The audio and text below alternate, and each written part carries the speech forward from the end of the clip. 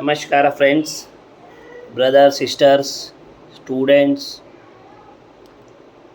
ಇದು ಮೂರನೇ ವಾರ ಇದೆ. ನಾವು ಬೀದರ್ ಜಿಲ್ಲೆಯಲ್ಲಿ ಅಕ್ಸಾ ಸಂಘಟನೆ ವತಿಯಿಂದ ಹೋರಾಡ್ಲತ್ತೀವಿ.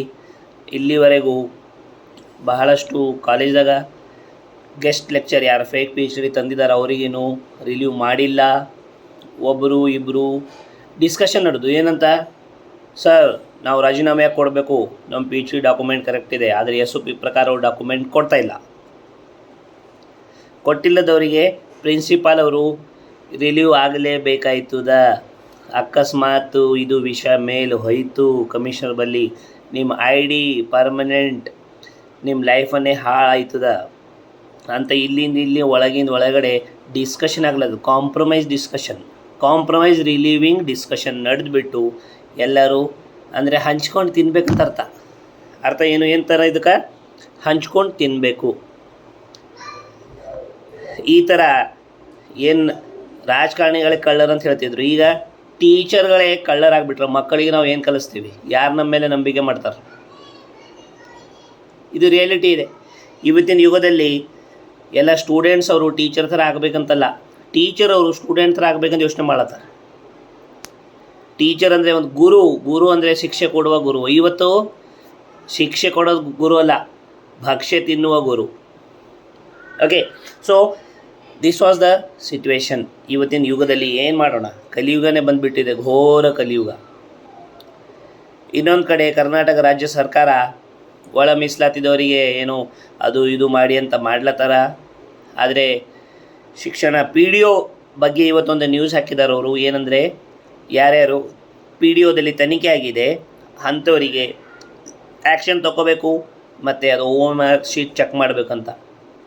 ಇನ್ನೊಂದು ಖಾನ್ ಸರ್ ಅವರಿಗೆ ಪೊಲೀಸವರು ನೋಟಿಸ್ ಹಾಕಿದ್ದಾರೆ, ನೀವು ಗುಲ್ಬರ್ಗಾದಲ್ಲಿ ಚಳುವಳಿ ಮಾಡಿದ್ರಿ, ಅದರಾಗ ನೀವು ಮಾತಾಡೋದು ಅದು ಇದಂತ ಅಂದರೆ ಬೆದರಿಕೆ ಹಾಕ್ತಾರೆ. ಅವ್ರ ಮೇಲೆ ಎಷ್ಟು 40+ ಕೇಸಸ್ ಆಗಿದೆ, ಎಷ್ಟು 40ಕ್ಕಿಂತ ಹೆಚ್ಚಿಗೆ.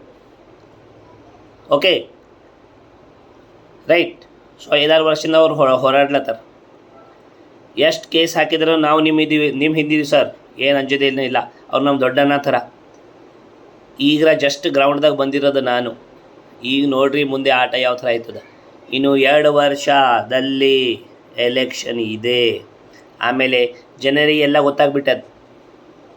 40% ಅಂತ 30% ಅಂತ BJP ಗೌರ್ಮೆಂಟಿಗೆ ಕರಪ್ಷನ್ ಮಾಡತ್ತ. ನೀವು ಬಂದಿದ್ದೀರಿ, ನೀವು 40% ಮಾಡತ್ತೀರಿ. ಈಗ ನೆಕ್ಸ್ಟ್ ಗೌರ್ಮೆಂಟ್ ಬರೋ 50% ಮಾಡ್ತಾರೆ. ಜನರೆಲ್ಲ ಹೋಗಬೇಕು. ಯಾಕೆ ಅಂದರೆ ನಾವು ಡಿಗ್ರಿ ಮಾಡಿಕೊಂಡು ಮುದುಕರಾಗಿ ಮನೆಯಲ್ಲಿ ಕೂತ್ಕೊಂಡು ಕೂದಲುಗಳು ಬೆಳ್ಳಗಾಗ್ಲತ್ತವ, ಏನು ಕೆಲಸ ಇಲ್ಲ. ಅವ್ರಿಗೆ ಉದ್ಯೋಗ ಕೊಡಿ ಅಂದರೆ ನಿಮಗೆ ಕೂತ್ಕೊಂಡು ರಾಜಕೀಯ ಮಾಡೋದಾಗ್ಬಿಟ್ಟಿದೆ. ವುಮೆನ್ ರಿಸರ್ವೇಷನ್ ಬಿಲ್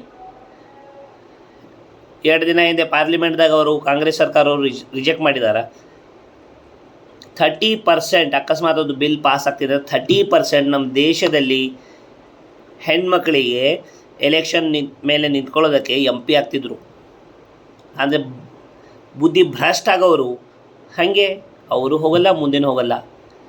ನೋಡ್ರಿ, ಒಂದು ಅಮ್ಮ ಯಾವ ಥರ ಮನೆ ನೋಡ್ಕೋತಾಳೆ, ಅದೇ ಅಮ್ಮದ ರೂಪದಲ್ಲಿ ಗಂಡ ನೋಡ್ಕೋಬೇಕು, ಮಕ್ಕಳಿಗೆ ನೋಡ್ಕೋಬೇಕು, ಸಂಸಾರ ನೋಡ್ಕೋಬೇಕು. ಓಕೆ, ಮಕ್ಕಳಿಗೆ ಚಿಕ್ಕ ವಯಸ್ಸಿನ ದೊಡ್ಡರು ಮಾಡ್ತಾರೆ, ಹೆರಿಗೆ ಮಾಡ್ತಾರೆ. ಓಕೆ, ಆಫ್ಟರ್ ಗಿವಿಂಗ್ ಬರ್ತ್ ಎಷ್ಟೋ ಮಕ್ಕಳಿಗೆ ಇದು ಮಾಡಬೇಕು.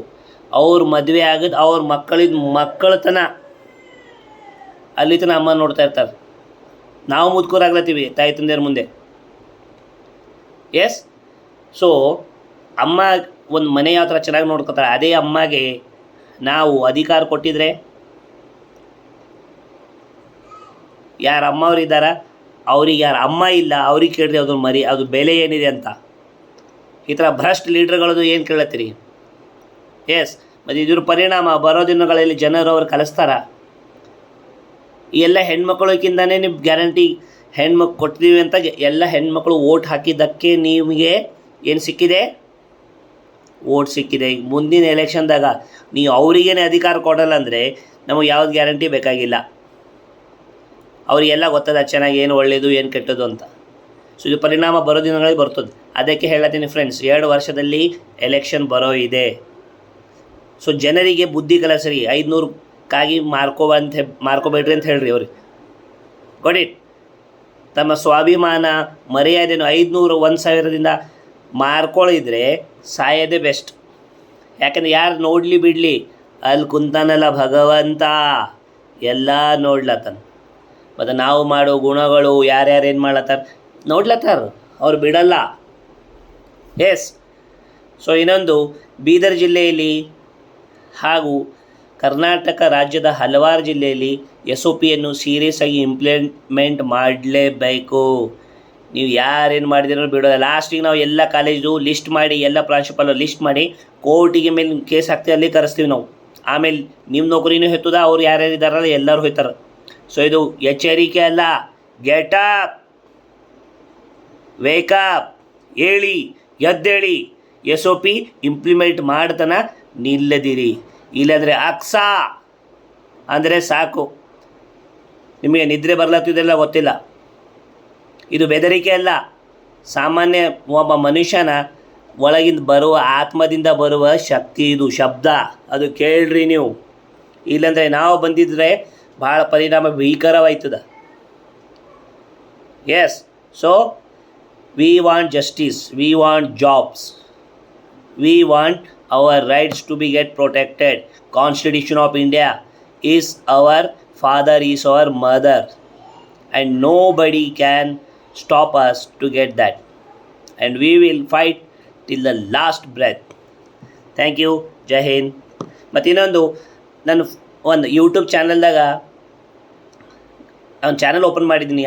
ಅಲ್ಲಿ ನಾನು ಕರ್ನಾಟಕ ರಾಜ್ಯದಲ್ಲ, ಇಂಡಿಯಾದು UPSC ಮಕ್ಕಳಿಗೂ ಓಕೆ ಹಲವಾರು ಸ್ಟೂಡೆಂಟ್ಸ್ಗೆ ಕರಿಯರ್ ಮೇಕಿಂಗ್ ಇದು ಎಲ್ಲರ ಬಗ್ಗೆ ನಾನು ವಿಡಿಯೋ ಹಾಕ್ಲತ್ತೀನಿ.